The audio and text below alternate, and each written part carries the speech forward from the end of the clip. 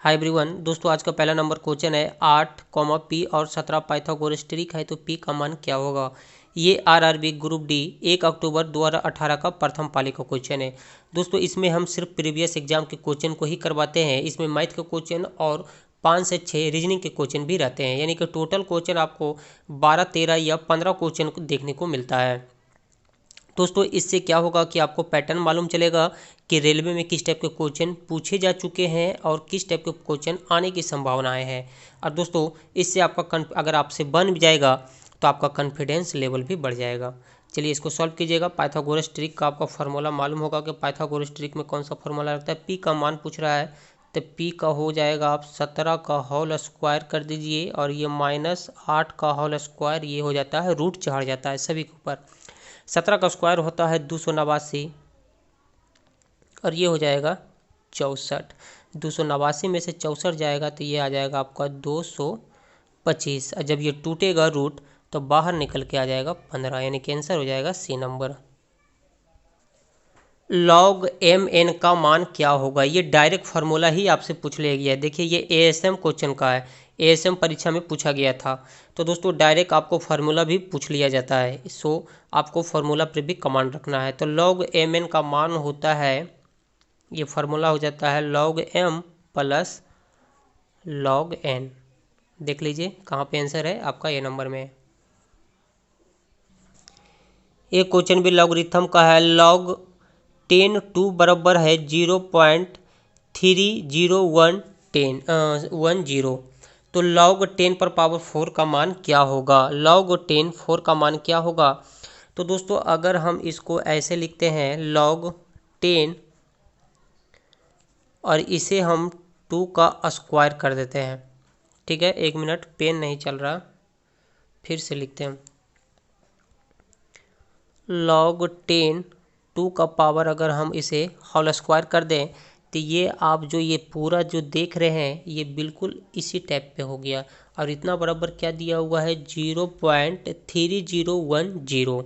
ठीक है, लेकिन इसका फार्मूला होता है क्या, जब इस रूप में रहता है तो इसका फार्मूला ही बन जाता है। जैसे लॉग 10 रहा और ए पर पावर एम रहा तो ये हो जाएगा यम लॉग 10 ए, ये फार्मूला होता है। तो ठीक इसी रूप में तो ये भी दिख रहा है, तो ये हो जाएगा 2 log 2 और ये 10 और इतना बराबर आपका दिया हुआ है 0.3010। तो मान पुट कर दीजिए। तो मान पुट करने के लिए इसको थोड़ा सा स्पेस की ज़रूरत है। दिया हुआ है 0.3010, इतना बराबर हम इतना लिख दिए हैं। अब बचा हुआ है 2, तो गुना कर दीजिए 2 से। तो इसे गुना कीजिएगा तो ये हो जाएगा 0.6020। आंसर हो जाएगा डी नंबर। ये क्वेश्चन भी बहुत ही इंपॉर्टेंट है और सिंपल सा क्वेश्चन है। देखिए क्या कर रहा है, लॉग 10,000 का मान क्या होगा। तो दोस्तों इसे हम इस रूप में लिख सकते हैं, लॉग 10 के पावर होल 4। जब इसे पुनः जब तोड़ेंगे तो ये इसी रूप में आ जाएगा। और दोस्तों इसके बराबर हम फार्मूला आपको बताए थे, आप जानते भी होंगे कितना बराबर होता है 4 पहले लिखा जाता है और ये हो जाता है लॉग 10। एक बात और आपको ये भी याद होगा, अगर याद नहीं है तो आपको ध्यान में रखना है कि लॉग 10 का मान होता है 1। ये आपका मान ही होता है, आपको ध्यान में रखना है। तो ये 4 पहले से दिया हुआ है और इतना का मान होता है, लॉग 10 का मान होता है 1। तो ये हो जाएगा 4 × 1 = 4। बहुत ही सिंपल सा क्वेश्चन है, आंसर हो जाएगा ए नंबर। इस क्वेश्चन को सॉल्व कीजिएगा। ये हाइट एंड डिस्टेंस से रिलेटेड क्वेश्चन है। 36 मीटर की दूरी पर स्थित एक टावर, ठीक है, ये मानते हैं कि ये 36 मीटर है। यहाँ पे 36 मीटर की दूरी पे स्थित एक टावर है, ये आपका टावर हो गया।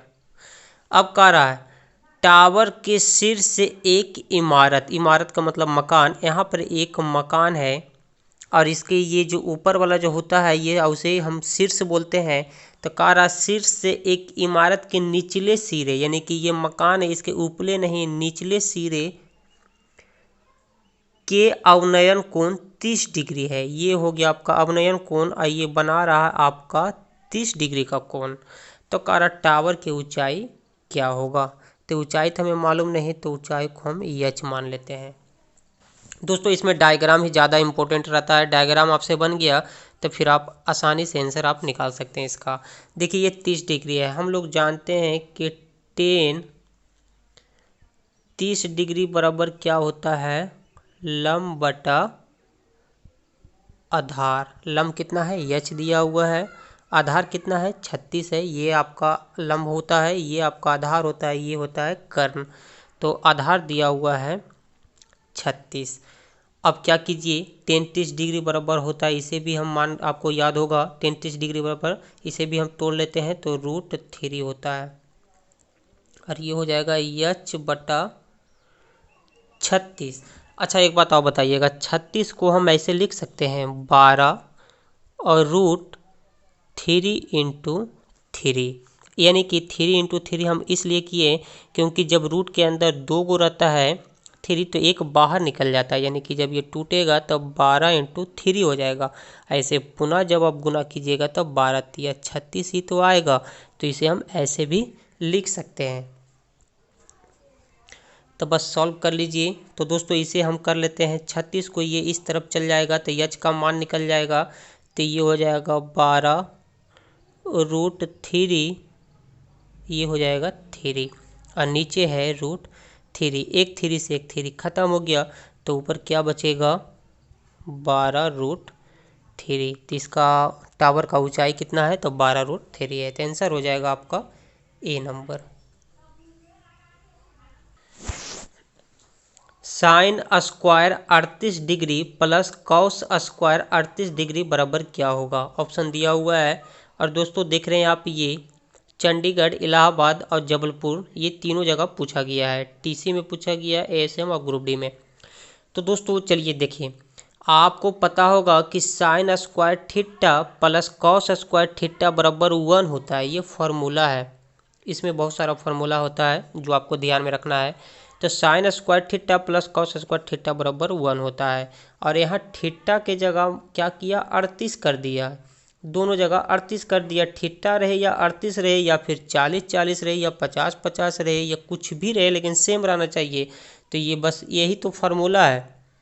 साइन स्क्वायर 38 कर दिया प्लस कॉस स्क्वायर 38, तो इतना बराबर भी 1 ही होगा। तो आंसर हो जाएगा सी नंबर।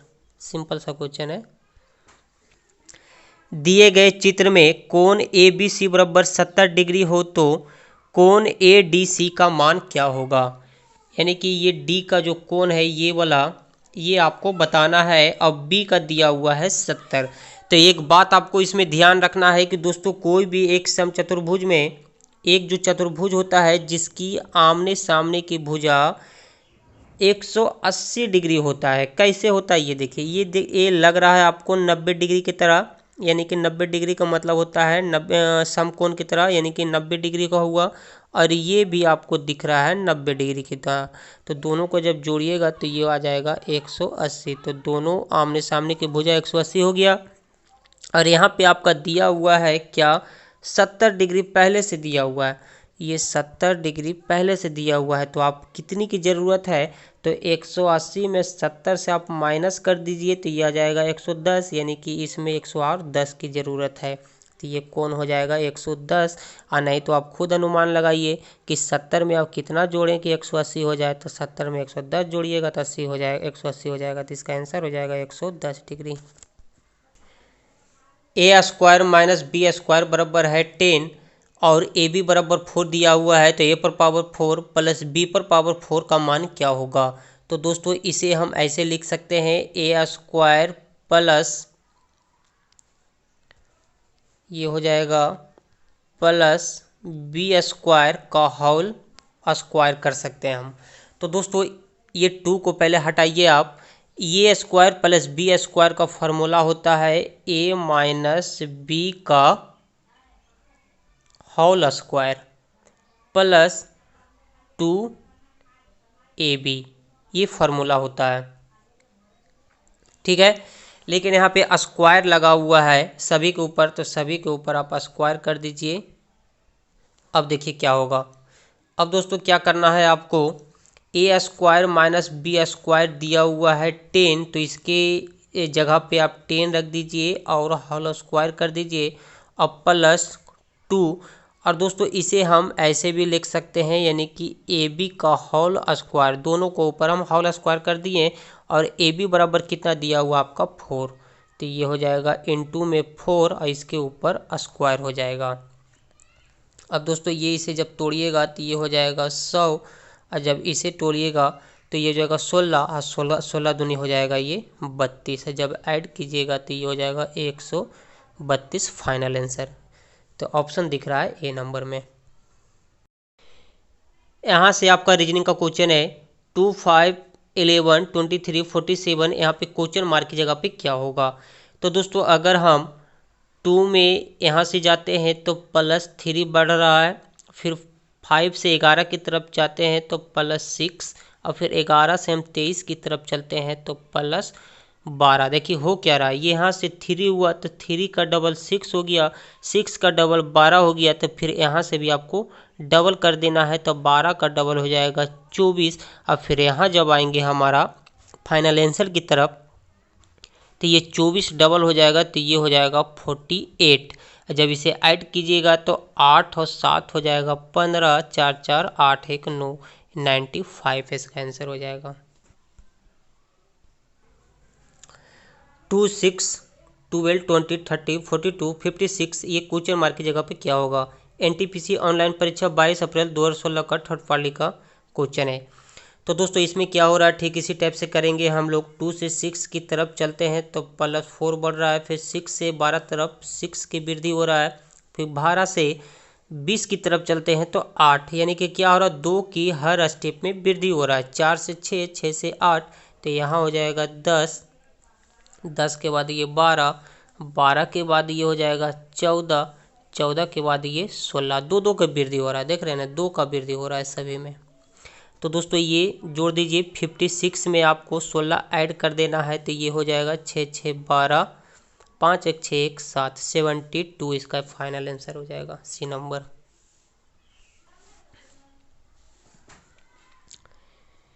पेन का लेखक से वही संबंध है जो सुई का, ऑप्शन दिया हुआ है सिलाई, धागा, दर्जी या सिलाई मशीन से है। तो दोस्तों आपको पता है कि एक लेखक को पेन बहुत ही इम्पोर्टेंट होता है, क्योंकि उसके बिना वो कुछ लिख नहीं सकता है। इसी टाइप से एक दर्जी जो होता है उसे सुई की सख्त ज़रूरत है। अगर वो दर्जी है तो कोई भी कपड़ा सिएगा तो उसे सुई की ज़रूरत पड़ेगी ही। तो इसका आंसर हो जाएगा सी नंबर। पक्षी का जो संबंध पंख से है वही रिलेटेड आपको ऑप्शन से सिलेक्ट करना है। तो वेल पानी, वेल जो है पानी में रहता है, चलिए कोई मैचिंग नहीं हो रहा है। कुत्ता फेफड़े को, फेफड़े से सांस लेते होंगे, ये भी मैचिंग नहीं हो रहा है। पक्षी पंख, यानी कि कहने का मतलब है पंख के माध्यम से पक्षी हवा में उड़ता है, एक जगह से दूसरी जगह जाता है। तो ठीक कार और पहिया का रिलेशन है। कार में अगर पहिया है तो पहिया के माध्यम से एक जगह से दूसरी जगह जाता है। तो आंसर हो जाएगा सी नंबर। यह पता कीजिए कि ये जो दिया हुआ आपका कारपेंटर शब्द के अक्षरों से कौन सा शब्द नहीं बनेगा।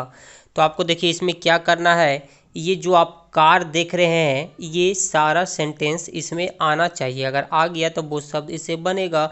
अगर एक भी शब्द अगर मैच नहीं कर रहा है, एक शब्द अगर अब्सेंट है तो वो इससे नहीं बनेगा। तो क्या बोला, शब्द नहीं बनेगा। तो CAR, तो इसमें C भी दिख रहा है, A भी दिख रहा है, R भी दिख रहा है, तो इससे ये शब्द बनेगा।